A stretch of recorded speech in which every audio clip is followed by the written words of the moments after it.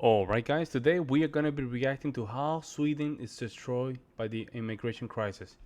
Some of you guys will recommend this video, so we're gonna simply jump in. Let's go. Linked to a gang war.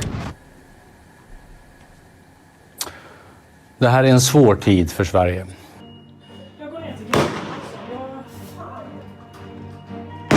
Jag kan inte nog understryka hur allvarligt läget är.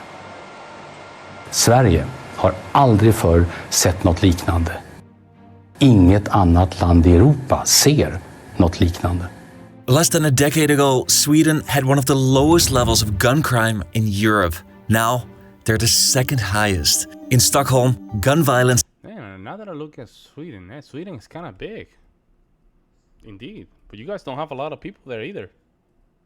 What's the population of Swedish? Let me see, the Sweden. Let me see here. You guys probably have what? 5 million people over there? Probably. So This is roughly 30 times that of London. The country is engulfed in a gang war, which is almost entirely run by people with a migration background. Sweden's famed welfare state and its lax asylum laws has made it a popular destination for immigrants since the 2000s. oh, whoa, 10.6 million.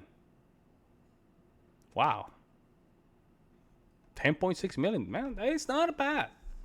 It's not bad. It's a good population. That's very good. They've had a steady high number of new arrivals, but in 2015 it peaked at over 160,000. Damn. Of these non-Western immigrants, nearly half are unemployed. They are also 9 times more dependent on government welfare.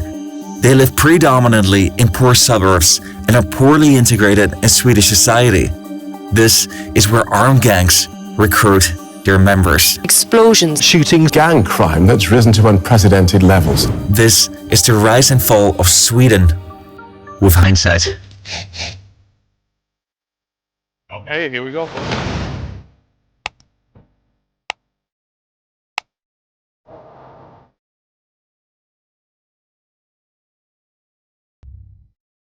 It's worth mentioning that Sweden's gun crimes are still far below that of the United States.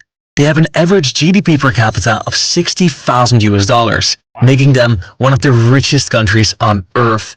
Their life expectancy is 83 years, and they have some of the best healthcare and education in the entire world. Sweden ranks at the top of the charts in many respects. But when it comes to migration, how well immigrants integrate, and how productive they become in society, Sweden is doing very poorly. I'm going to dive into that topic, but first, it's important to shatter the biggest misconception about Sweden. They're often regarded as a social democratic utopia, some kind of third way between capitalism and socialism.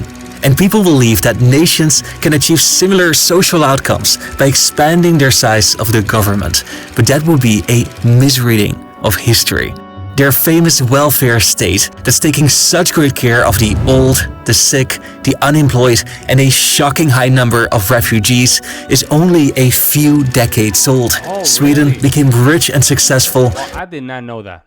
I did not know that at all. I thought that was exactly a capitalist, socially state or something like that, like a mix of both. Before they adopted their comprehensive welfare system. In the 1870s, their economy was far below Northern and Western Europe, and their average GDP per capita was half that of Great Britain. 3/4 of their population lived off farming, which was an incredibly tough existence in this semi-Arctic environment. Yeah. They developed a strong work ethic with an emphasis on hard work, individual responsibility, and family values. When the world began to industrialize, Sweden became the fastest growing economy in the world. Swedes were trustworthy, hardworking, and responsible. They remained neutral during both world wars and developed a much more moderate version of today's welfare state. Sweden's rise to prosperity was characterized by free market policies and limited state involvement. It wasn't until the 1960s that they underwent more drastic reforms to their welfare system. The concept folkhem, meaning people's home, gained popularity. It describes Sweden as a family, with citizens being expected to take care of each other like siblings. This philosophy partly explains Sweden's embrace of refugees. Ah. Damn. I don't know what to say. I'm just gonna simply react to this feed, folks. I'm not gonna. This is tough topic. Very tough. Today, their welfare state provides citizens, native or immigrant, with incredible benefits. When a child is born or adopted, each parent is entitled to 240 days of parental leave. A married retired couple receives payments that almost equal their pre-retirement income. Healthcare and education are mostly free and are amongst the best in the world. The state is very generous, but this needs to be financed through taxes. In 1950, the personal income tax was 21%. By 1995, it was raised to 52%. So how did all these changes affect the economy? 52%. God damn. Ah, man, that's rough. That's rough. This is their GDP growth. In this period, between 1968 and 1975, most drastic welfare reforms took place. They suffered quite a bit during the 80s, and again during the 90s. They were the 4th richest country in 1975 and the 14th in 1993. The employment rate hasn't improved that much. In 2014, it was only slightly higher than 3 decades earlier. Inequality in 2013 was about the same as in 1950. Let that sink in for a moment. The welfare state Okay. I'm liking this so far. I'm liking this. It brought a lot of good, but it failed to improve a lot of other things that, granted, were already exceptionally good. But Sweden became rich, employed, and equal before the introduction of big government. The nation developed a vision of Sweden functioning as a family, an inclusive. I see what he did there.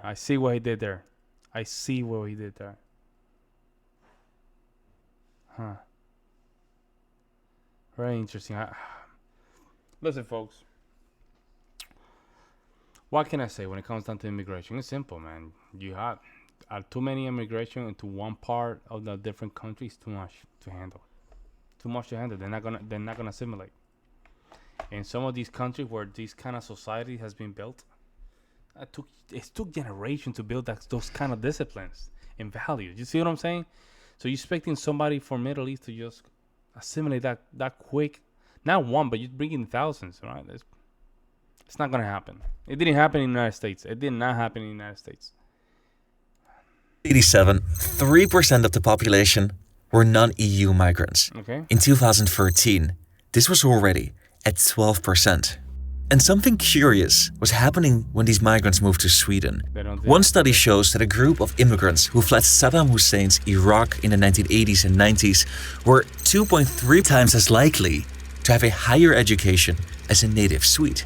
But once in Sweden, only 18% of them were employed.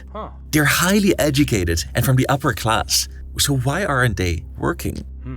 In 2004, when the Swedish economy was performing strongly, one study showed the average income of Iranian immigrants was 65% that of a native Swede, whereas similar Iranian immigrants in the United States earned 136% compared to native-born residents. Clearly, migrants in the 80s and 90s were not integrating that well. Sweden's strategy for managing new arrivals was to distribute them throughout the country. The goal was to relieve pressure on the big cities, but what they often overlooked were the local economic conditions. On top of that, about 2/3 of jobs in Sweden are filled through informal means, which is challenging if you do not speak the language and you don't have a social network. Yes. All the while, the welfare state was providing for the basic needs and requirements of these migrants. Then I don't think this was badly meant, right? But think about it. If I come from a place where the government never brings me anything, right? Or it will never give me anything. Then I move to this country and they give me everything. Why should I work? In the 2000s, the type of migration changed. More migrants arrived for humanitarian reasons, with a peak in 2015 when Sweden took in 163,000 refugees in only 1 year. Most of them were from Syria, Iraq, and Afghanistan, and were fleeing from conflicts at home. This led in 2011 to a staggering 20% of the Swedish population being of non-native descent. Wow. Many ended up in poor suburbs. Wow. They integrated poorly, they didn't feel as part of society, and many lived in poverty. They depended on government welfare. This was not only a burden on the state, but as it turns out, it was a breeding ground for criminal activity. The recent outbreaks of violence are between gangs that are ruled by second-generation immigrants. They recruit young teenagers from these So it's poor not even first generation, second generation. neighborhoods. They were primarily involved in drug trade, but in recent years, they have infiltrated the government and even political parties, where they make money from fraud and other illicit activities. So sad. It is difficult to know exactly, but one study estimates that criminal organizations make around $500 million per year from this type of illicit activity. Over half of Swedish inmates serving long prison sentences are first-generation immigrants, and 45% of Sweden's unemployed are born outside Europe. This community has become a heavy burden on society. For most of the 2010s, the nationalist Sweden Democrats were a lone voice against immigration. They used to be a fringe party, but partly because of the migrant crisis, they have now become one of Sweden's largest political groups. The current Prime Minister of Sweden is breaking away from tradition. He supports tax cuts, free market policies, and economic liberalism, and he's working closely together with the Sweden Democrats. His right-wing coalition believes that the rise in gang violence is directly connected to Sweden's earlier immigration policies. His foreign minister said, "We can now see that outsideship and lack of integration in combination with trade of narcotics and organized crime is creating this very, very toxic mixture." It would be short-sighted to blame this violence only on migration. Government policies aimed at integrating migrants are partly to blame, and the situation escalated in a system that went perhaps too far in accepting new arrivals. But what makes it challenging is that this issue speaks directly to a core belief of Swedish identity. Immigration is closely linked to the country's post-war economic boom. So there's a historic understanding or sense that given some time, and this will be something positive for Sweden. You make sure that they get jobs, to get somewhere to live, and they get a place in Swedish society. Otherwise, I don't know why we all think like that, man. I don't know why we do this, man. That's crazy. I just cannot understand them. It's just logic. If you throw a bunch of people, they're not even part of your culture, to one side of your region, they have a different culture. One is okay, one or two is easy because then they can integrate later on, right? Or even as a first generation. But you throw in hundreds of thousands, bro. Like and on top of that, you're giving them help. We have that problem here in the United States, and when it comes down to the projects, the government just subsidize those kind of communities, and they will never. Man, you have three or four generations in those places. They never assimilate. A lot of gang activity, a lot of politicians, they make a lot of money from a lot of these places. Not a good place. Sweden, they meant well. Let's put it that way. They meant well.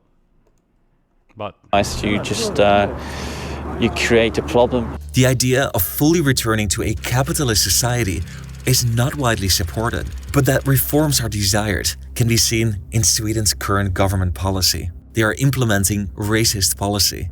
They are making it harder for immigrants from outside the European Union to get social benefits. And for children that have two foreign parents, preschool is now compulsory to help them learn the Swedish language. Sweden appears to be on a road towards increasing economic liberty and incentives for work within the scope of the welfare system. Could this be the end of their famous middle ground? Please consider watching one of these two videos. I don't know, man. This is crazy stuff, man. This is crazy stuff. I don't know what to say. You guys have to tell me in the comment section below. I'll see you in the next one.